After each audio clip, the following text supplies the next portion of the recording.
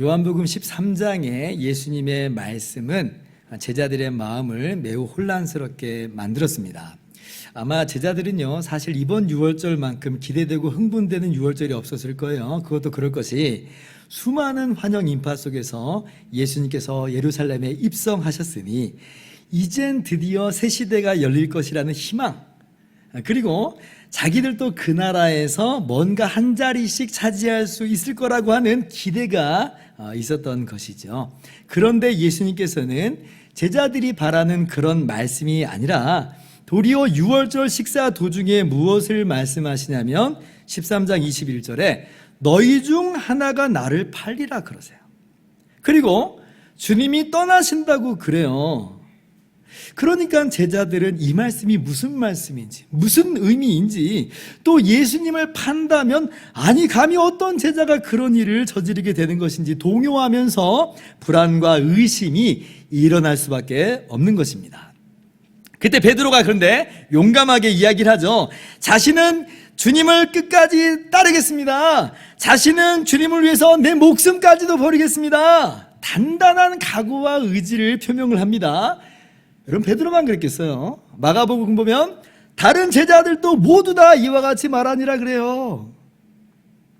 그러면 우리 생각에는요, 제자들이 이러한 각오와 결심을 표명까지 했으니까 그걸 확인하신 예수님께서 아주 흡족하게 여기시면서 아주 좋아, 아주 바람직해, 그럼 된 거야 라고 하실 것만 같은데, 그런데 예수님께서 베드로에게 오히려 뭐라고 말씀하세요? 요한복음 13장 38절에 같이 한번 읽어볼까요? 예수께서 대답하시되 내가 나를 위하여 내 목숨을 버리겠느냐. 내가 진실로 진실로 내게 이르노니 닭 울기 전에 내가 3번 나를 부인하리라. 네가 나를 3번 부인하리라. 여러분, 베드로만큼 저돌적이고 열정적이고 또 앞장서는 제자가 또 어디 있어요? 다른 제자들도 같은 결심을 말하긴 했지만요, 아마 다들 베드로만큼은 인정해주고 있었을 거예요.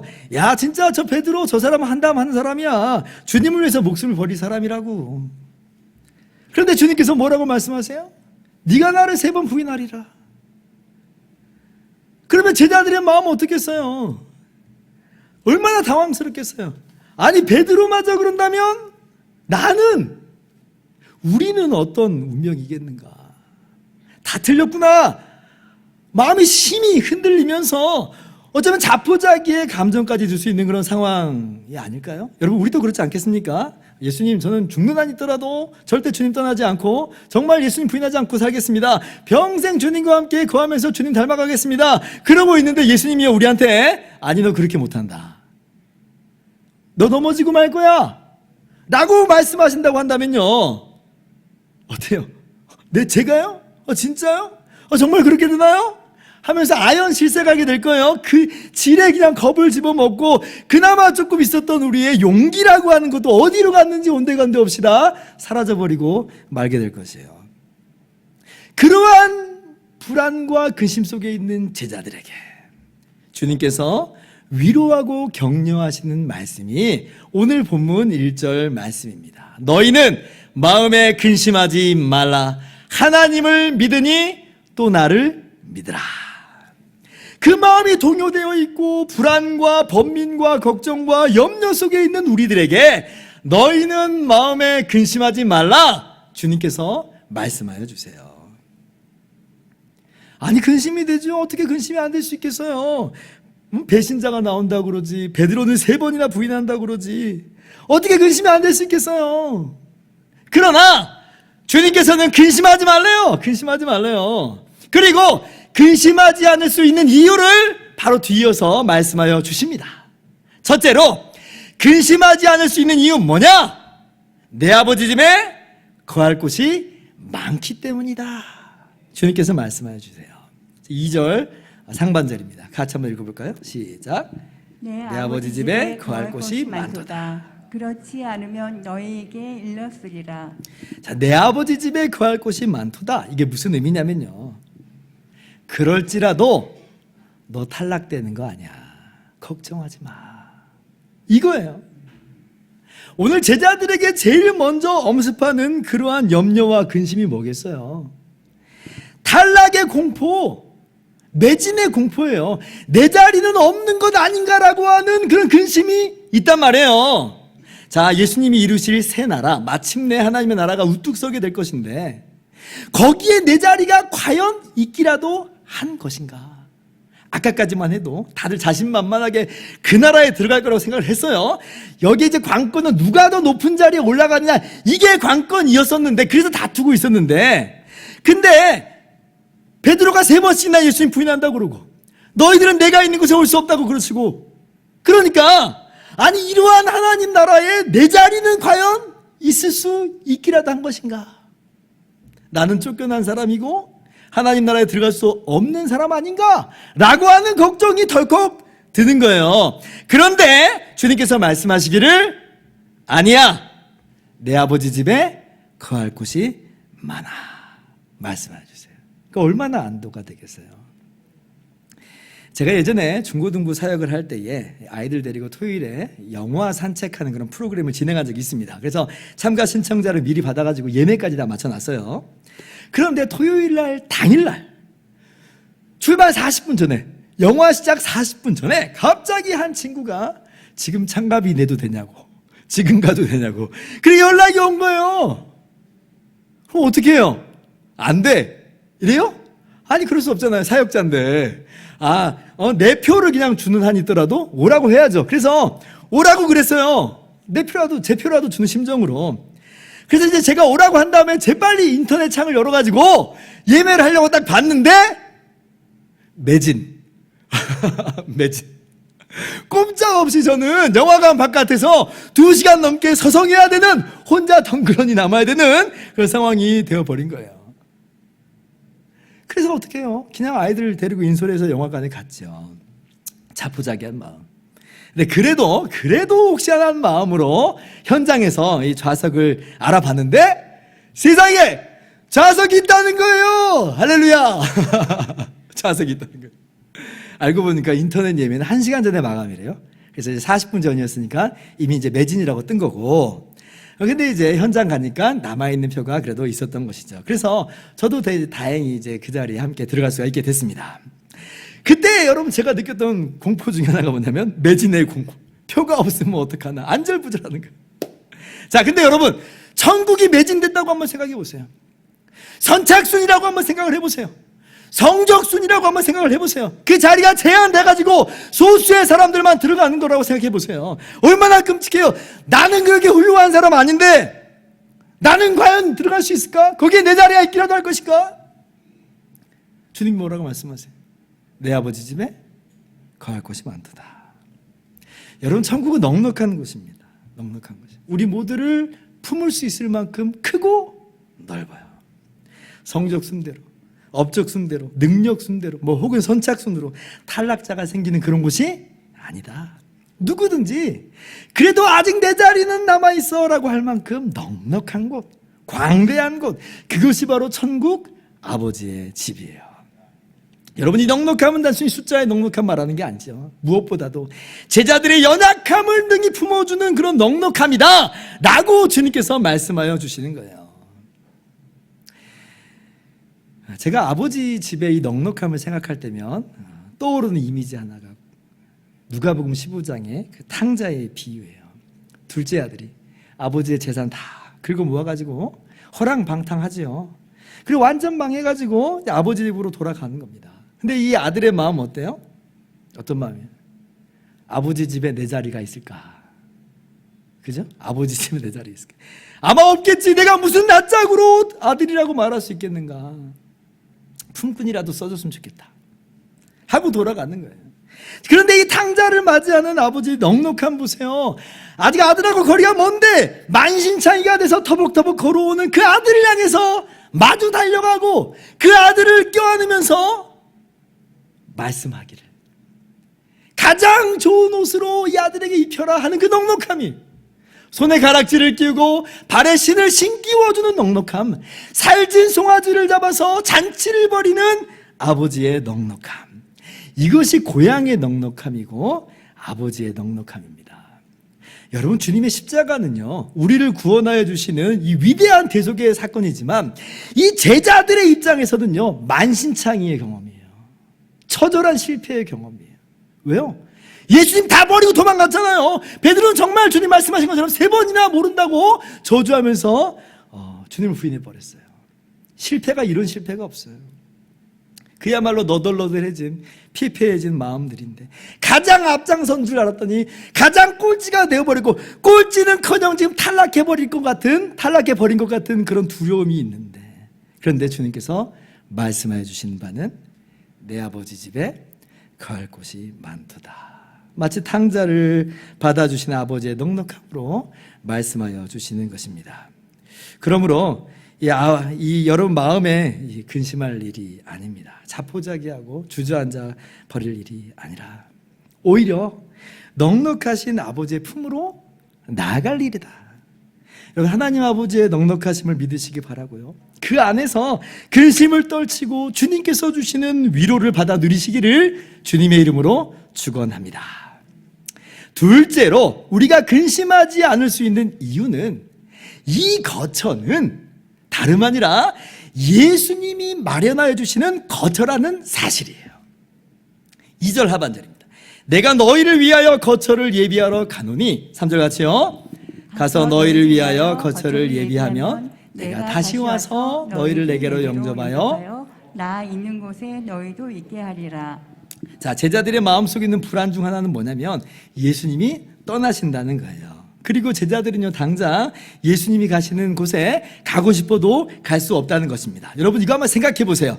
지금 제자들은요, 한마디로 3년 반이나 예수님과 동고동락하면서 그야말로 예수님께 자신의 모든 인생을 다 쏟아 부었어요. 예수님께 인생 건 거예요. 그런데 이제 예수님 없는 미래를 직면하게 되는 겁니다. 얼마나 걱정이 되고 얼마나 염려가 되고 얼마나 근심이 되겠어요. 요즘 뉴스에 나오는 신조어 중에 영끌이라고 하는 단어가 있어요. 영끌, 영혼까지 끌어모은다는 거.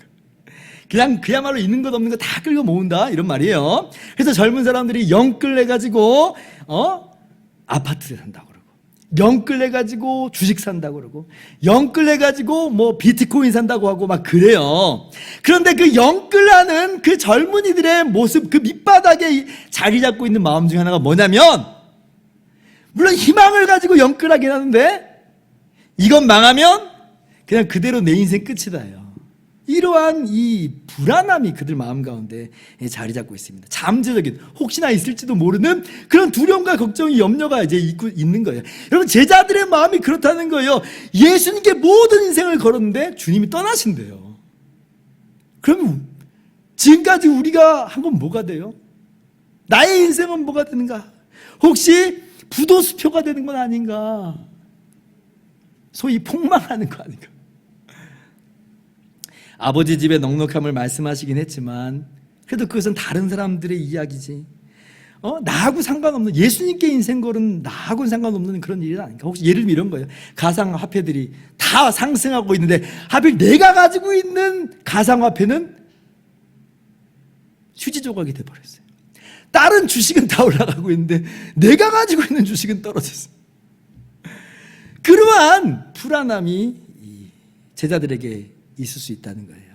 그래서 아버지 집의 넉넉함만으로는 이 놀란 가슴이 아직 완전하게 진정되지 않고 있는데, 근데 예수님 뭐라고 말씀하세요? 이 거처는 내가 예비하는 것이다. 내가 너희를 위해서 예비하는 거처다. 그러니 걱정하지 말아라. 주님이 잠시 떠나신다고 해서 망해버린 거 아니라는 거예요. 더 이상 알 수 없는 그런 미래에 대한 불안과 염려, 거기에 사로잡히지 말라는 겁니다. 물론 지금 구체적이고 세부적인 미래의 한 걸음 한 걸음을 우리가 여전히 몰라요. 그러나 궁극적으로 우리에게 주어지는 예수님이 가져다 주시는 그 찬란한 미래의 모습은 우리가 안다는 거예요. 그러니 염려하거나 걱정할 필요가 없다.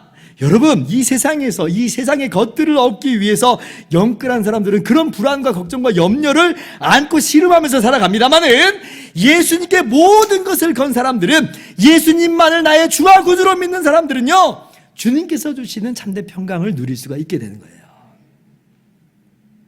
아니, 목사님, 그러면 예수님이 제자들을 떠나시지 않고 그 일을 할 수는 없는 건가요? 왜 이렇게 제자들의 마음을 불안하게 하시는 건가요? 여러분, 그 이유는 여러분이 잘 알고 있죠. 왜 그래요? 이 일은 주님이 떠나시지 않으면 이루어질 수 없는 일이기 때문에 그래요.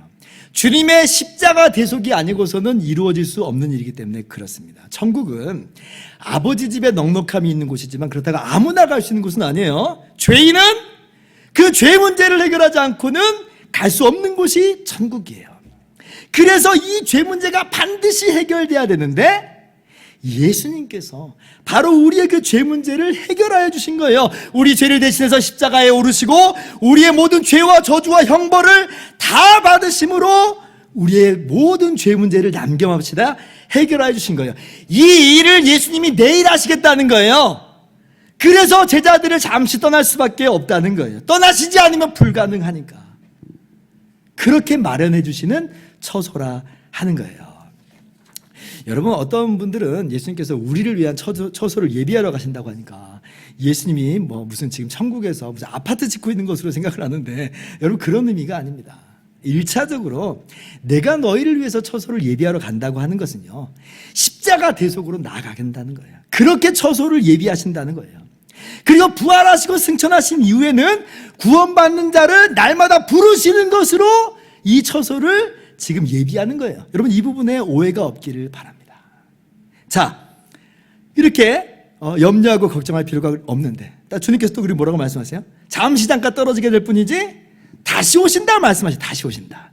여러분, 이 말씀은요 3중으로 우리에게 성취가 되는데, 첫째로는 부활하여서 제자들에게 직접 다시 오셔주심으로, 찾아가 주심으로 이루어지고, 둘째로는 승천하신 이후로는 성령을 보내셔서 제자들과 주님이 하나가 되어주심으로 그렇게 이루어집니다. 그리고 셋째로는 장차 재림하시는 것으로 이루어지는 거예요. 아직 재림하심으로 다시 오심은 분명 남아있는 거지만, 그럼에도 불구하고 부활하신 이후로 주님이 우리를 떠나시는 법은 없어요. 절대 없어요. 승천하실 때 주님께서 뭐라고 말씀하세요? 내가 세상 끝날까지 너희와 항상 함께 있으리라. 그러니 주님과 떨어지게 되고 마치 주님과 영원히 함께하지 못하는 것 같은 그런 불안함, 제자들에게 있을 필요가 없다는 거예요. 우리들도 마찬가지입니다. 부활하신 주님께서 우리와 변함없이 우리와 함께 하시면서 말씀하여 주세요. 너희는 마음에 근심하지 말라. 내가 너희를 위한 거처를 예비하였다. 내가 반드시 이것을 이룬다. 내가 영원히 너희와 함께 있으며 마침내 다시 오므로 말미암아 이 모든 것을 너희에게 안겨다 줄 것이다. 여러분, 우리의 미래도 확보되어 있습니다. 우리의 미래는 보장되어 있는 거예요. 주님이 마련하신 거예요. 우리의 손에 달려있는 게 아니라 주님이 주신 거예요. 그러므로 주님이 다스리시는 이 새하늘과 새 땅을 여러분 한번 상상하고 바라보면서 여러분 마음 가운데 있는 모든 근심을 털어낼 수 있기를 바랍니다. 우리가 마침내 들어가게 되는 그 영광의 하나님 나라를 한번 상상해 보세요. 지금 우리 눈에 보이는 땅에 있는 것들이 굉장히 커 보이고 또 중요하고 화려해 보입니다. 그죠? 그런데 정말 가끔 이 땅에 있는 것들이 좀 하찮게 여겨질 때가 있어요. 언제가 저에겐 대표적이냐면 비행기 타고 올라갈 때. 비행기 탈 때 이 땅에 있는 것들이 좀 생각보다는 좀 하찮구나 라고 하는 것을 저는 문득 깨닫게 되더라고요. 여러분, 비행기 타고 슝 한번 날아간다고 생각해 보세요. 지금 당장 우리가 고층 빌딩들, 아파트들 보면서 고개를 쳐다봐야지 올라다 보는 바로 그런 장소들인데, 비행기가 서서 이륙할 때면 이 크게 보이는 것들이 점점 더 작게 보여요. 좀 더 올라가 보면 성냥갑처럼 보여요. 성냥갑처럼. 우리가 지금 이 땅에서는요, 지금 우리가 뭐 14평에 사느니, 뭐 21평에 사느니, 뭐 34평이니, 48평이니, 뭐 우리가 월세니, 전세니, 뭐 1억이니, 10억이니, 100억이니, 뭐 그러고 지금, 아둥바둥하면서 네가 크니 내가 크냐고 살고 있는데, 근데 비행기 타고 올라가 보면, 이거 다 하찮은 거구나. 하찮은 거구나. 생각보다 별 볼 일 없는 겁니다. 우리는요, 지금 주님과 함께 날아오르고 있는 거예요. 이미 주님이라고 하는, 예를 들어서 주님이라고 하는 비행기를 타고 이륙을 한 거예요. 어떤 분들은 지금 이륙한 지 얼마 안 돼가지고 아직도 세상이 크게 보일 수 있어요. 그러나 그렇게 끝나는 게 아니에요. 마침내 이 땅의 것들은 다 불탈 것이고 새하늘과 새 땅을 주님께서 이룰 것인데 거기에서 우리가 주님과 함께 영원히 살게 되는 겁니다. 이것이 주님이 예비하신 초소고 우리에게 가져다 주시는 영광의 나라예요. 그 나라에서 우리가 하나님과 우리 주님과 영원히 거하게 될 것입니다. 그러니 얼마나 이게 복된 일이에요. 여러분, 마음에 근심하지 말기를 바랍니다. 우리가 지금 이 세상에서 마치 부모의 손을 놓쳐버린 것 같은 그런 길 잃은 어린아이와 같은 그런 마음으로 울상 짓고 살아갈 때가 많아요. 사방이 막혀있는 것 같고 내 주변의 상황은 그냥 바쁘게 돌아가는 것 같은데 나 혼자만의 시계는 멈춘 것처럼 보이지만 아니, 하나님의 시계는 돌아가고 있어요. 반드시 주님 다시 오시고 이 모든 것들이 우리 가운데 이루어집니다. 주님께서 가져다 주세요. 직접 갖다 주세요. 그러니 더 이상 걱정과 불안 가운데 휩싸이지 말고 근심하지 마세요. 다른 사람도 아니고 바로 저와 여러분을 위해서 처소를 예비하셨습니다. 우리 손을 붙들고 그리로 인도하고 계세요. 지금 우리의 눈이 가려워져서 주님을 보지 못하고 있을 뿐이지 주님은 우리를 떠나신 적이 없어요. 다시 오심으로 이 모든 것을 반드시 완성하실 것이에요. 보라, 하나님의 장막이 사람들과 함께 있음에 하나님이 그들과 함께 계시리니 그들은 하나님의 백성이 되고 하나님은 친히 그들과 함께 계셔서 모든 눈물을 그 눈에서 닦아주실 것이다. 이것이 주님께서 우리에게 마련해 주시는 것입니다. 오늘 주님을 믿음으로 이러한 주님의 말씀을 신뢰함으로 여러분 마음 가운데 있는 모든 근심 다 내어드리고 주님이 주시는 평안함으로 충만하게 누리게 되시기를 주님의 이름으로 축원합니다. 자, 그런데 이제 우리가 이렇게 근심하지 않을 수 있는 이유를 분명히 하면서도 반드시 잊지 말아야 될 정말 중요한 교훈이 있는데 그건 뭐냐면 이러한 복은 오직 예수 그리스도 안에서만 주어진다는 거예요. 이것이 유일하게 우리가 스스로 돌아보아야 될 내용입니다. 다시 말한다면 예수님이 아니고서는 우리 인간들은 이러한 복을 누릴 수 없고 근심과 걱정과 염려와 불안 속에 헤매다가 영원히 죄값으로 인해 망해버릴 수밖에 없는 것이에요. 6절 말씀입니다. 같이 읽어봅시다. 시작. 예수께서 이르시되 내가 곧 길이요 진리요 생명이니 나로 말미암지 않고는 아버지께로 올 자가 없느니라. 자, 아버지 집이라고 하셨으니까 그곳의 주인은 하나님 아버지시죠. 그렇다면 그곳을 어떻게 갈 수 있느냐라고 할 때에 오직 예수님으로 말미암아서만이 갈 수 있다는 것이에요. 여러분, 모든 사람이요 저절로 시간이 흐르면 그냥 자연스럽게 그냥 근심이 사라지게 되는 것 아니에요. 예수님을 말미암아서만이, 예수님을 믿는 사람만이 근심이 사라지게 되는 것입니다. 왜 예수님께서 예수님을 통하지 않고서는 아버지께로 갈 수 없다고 그러시는 거예요? 왜 그래요? 아까 제가 그랬잖아요. 말씀드렸잖아요. 죄 문제가 해결되거든요.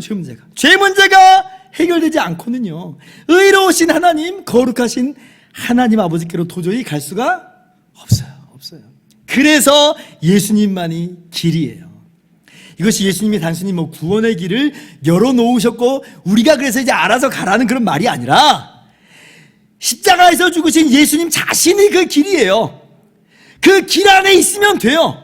그러면 아버지 안에 우리가 갈 수가 있는 거예요. 아버지 안에 거하게 되는 거예요. 여러분, 예수님만이 우리의 모든 죄를 짊어지셨고 예수님만이 십자가 위에서 우리의 모든 죄값을 치러 주셨습니다. 여러분, 예수님 외에 우리의 죄 문제를 하나님 앞에서 해결할 수 있는 다른 길이 있어요? 없어요. 있을 것 같으면 성자 하나님이신 예수님이 이 땅 가운데 우리와 똑같은 사람으로 내려오실 일 없고요, 더더군다나 우리를 위해서 십자가에서 대신 죽으시는 그런 일 없어요. 그래서 우리 기독교인들이 배타적이라고 하는 모욕과 조롱을 받으면서도 그래도 이 길만이 유일한 길이라고, 예수님만이 유일한 길이라고 외치는 이유는 예수님께서 죄 문제를 해결하셨기 때문에 그래요. 주님만이 죄 문제를 해결하셨기 때문에.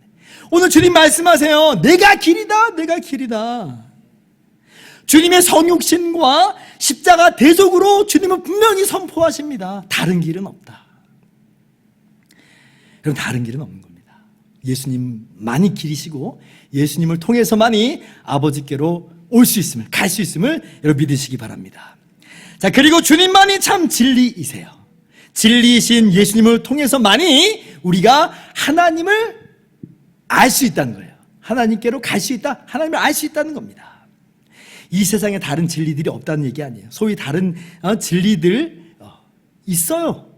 그러나 그러한 진리의 수준으로는 하나님 아버지를 알 수가 없다는 거예요. 하나님 아버지를 알 수가 없어요. 이 세상에 어떠한 철학이나 종교나 어떤 과학이 참되신 하나님을 바르게 보여줘요. 어떻게 하나님의 나라를 우리에게 바르게 보여줘요? 없어요. 쉽게 말씀드린다면 하나님 사랑의 하나님이시다. 자비롭고 은혜롭고 노하기를 더디하시고 인자와 진리가 많으신 진실하신 하나님이시다. 우리가 알아요. 그죠? 그런데 동시에 하나님이 얼마나 죄를 미워하시는가, 무엇이 이것을 알려줄 수 있어요? 성자 하나님이 우리의 죄를 대신해서 십자가를 지시는 것 외에, 그렇게 하나님의 모든 진노를 받으신 것 외에 하나님이 얼마나 죄를 미워하시는지를 우리에게 가르쳐 주는 것 없습니다. 예수님이 하나님을 알게 하세요. 자, 그런데 그 성자 하나님이 동시에 우리의 죄를 다 짊어지고 죽으셨다는 말은 뭐예요? 아버지께서 성자 하나님을 우리에게 보내셨다는 건 뭐예요? 그렇게 죄를 미워하신 하나님이 우리를 얼마나 사랑하시는가, 이게 십자가에서 보여주시는 하나님의 모습이에요. 그래서 예수님이 하나님의 얼굴입니다. 예수님을 보면서 우리가 참 하나님을 보는 거예요. 여러분, 예수님을 통해서 보는 하나님만이 참 하나님입니다. 그래서 예를 들어서 제가 설명을 드릴게요. 하나님 같은 무슨 신령한 존재가 어느 날 여러분 앞에 짠 하고 나타난다고 하면 가정을 한번 해보세요. 가정이에요. 자, 그럼 그분이 참 하나님인지 아닌지 어떻게 알 수 있을까요? 과학, 철학, 종교로, 다른 종교로 알 수 있을까요? 몰라요. 어떻게 해서만 아냐면 예수님의 모습을 넣어봐서 우리는 아는 거예요.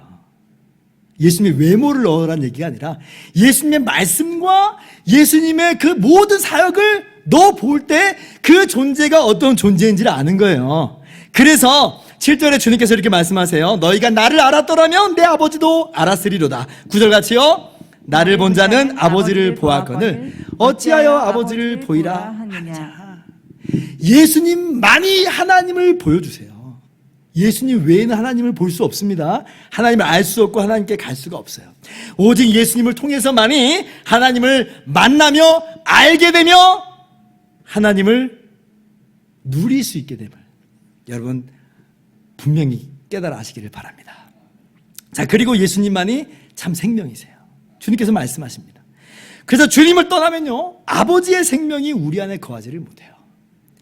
요한일서 5장 11절, 또 증거는 이것이니 하나님이 우리에게 영생을 주신 것과 이 생명이 그의 아들 안에 있는 그것이니라. 12절 같이요. 아들이 있는 자에게는 생명이 있고 하나님의 아들이 없는 자에게는 생명이 없느니라. 자, 예를 들면 이런 겁니다. 나뭇가지의 생명, 나무 이파리의 생명이라는 게 뭐예요? 여러분, 이 나뭇가지나 이파리가요, 나무에 달려있을 때만 살아있는 거예요. 나무에서 끊어지면 당장은 뭐 살아있는 것처럼 보일지라도 사실은 생명을 잃은 거예요. 자, 그런데 그걸 가지고 나무에서 끊어졌다고 해서 어떻게 생명을 잃어버리라는 그런 법이 세상에 어디 있느냐? 아니, 이렇게 말하는 사람이 있어요? 없잖아요. 자연의 법칙입니다. 자, 그런데 이 세상의 창조가 그래요. 하나님 아버지께서 아들로 말미암아 세상을 창조하셨어요. 생명은 아버지께로부터 아들로 말미암아 주어진 겁니다. 그런데 하나님을 떠났다, 아들을 떠났다는 것은요, 생명이신 나무에게서 떠난 것과 마찬가지예요. 여러분, 아담의 범죄, 우리의 범죄, 하나님을 떠난 거죠, 사실. 그래서 아담 이후로 모든 사람이 산 것처럼 보이나 어느 누구도 죽음을 비껴갈 수가 없었어요. 그러나 예수 그리스도 안에서는 우리 믿는 우리들이 이제는 새 생명을 얻게 됐어요. 영원한 생명을 얻게 됐어요. 예, 우리도 물론 죽는 것처럼 보이지만 그러나 우리는 부활 생명이신 예수님께 붙어있기 때문에 주님이 부활하신 것처럼 우리도 부활 생명으로 나오게 되는 것이에요. 나는 부활이요 생명이니 나를 믿는 자는 죽어도 살겠고 무릇 살아서 나를 믿는 자는 영원히 죽지 아니하리니 이것을 네가 믿느냐? 우리는 예수 그리스도 안에서 영원한 생명을 얻었어요. 예수 그리스도 안에서만이 하나님의 생명, 영원한 생명을 누리게 되는 것입니다. 여러분, 길이요 진리요 생명이신 예수님을 말미암지 않고는 아버지께로 올 자가 없다. 여러분, 이 진리와 교훈을 여러분 분명히 마음 가운데 새기시기를 바랍니다. 너무너무나 중요한 교훈이에요. 그러니 우리가 길과 진리와 생명 되신 예수님을 믿고 있다는 게 얼마나 감사한 일이에요. 그렇게 아버지께로 나아갈 수가 있게 되었고, 아버지 집에 거하며 예수님이 거하시는 그 거처 안에, 처소 안에 우리가 머물 수 있게 됐다는 것이 얼마나 복된 일이에요. 근데 다른 한편으로는 길과 진리와 생명 되신 예수님 모르고 있는 분들이 많고, 예수님 없이 하나님의 나라를 찾아보려고 하는 사람들이 얼마나 많은지, 우리가 주님 다시 오시는 날까지 우리의 사명 중 하나가 있다면 그게 뭘까요? 주님의 이 복음, 길과 진리와 생명 되신 주님을 증거하는 것이다. 예수님 외에는 아버지께로 올 자가 없다는 이 진리를 여러분 마음 가운데 굳게 새겨 넣으시고, 주님 안에 거하시고, 주님 믿음 안에 거하시고, 그리고 이 주님의 복음을 전할 수 있는 저와 여러분 모두 되기를 주님의 이름으로 축원합니다. 이제 말씀을 마치고자 합니다. 오늘 주님의 말씀은요, 우리에게 정말 큰 위로와 평안을 가져다 줍니다. 너희는 마음에 근심하지 말라. 하나님을 믿고 또 나를 믿으라. 우리 앞날에 대해서 어떻게 근심하지 않을 수 있겠어요? 근심이 돼요? 그러나 오늘 주의 말씀을 따라서 아버지의 넉넉함을 바라보세요. 아버지 집의 넉넉함 바라보세요. 내 아버지 집에 거할 곳이 많도다. 우리 연약함에도 불구하고 품어주시는 아버지의 그 집을, 그 넉넉함을 깨달아 하시기를 바랍니다. 그리고 예수님께서 바로 우리를 위해서 친히 마련하여 주셨고, 그렇게 우리와 함께 하심으로 우리의 손을 붙들고 그 예비하신 처소로 우리를 인도하여 드리시는 것을 우리가 깨달아 알므로 말미암아 여러분 하나님의 은혜와 평강을 충만하게 누리시기를 주님의 이름으로 축원합니다. 기도하겠습니다.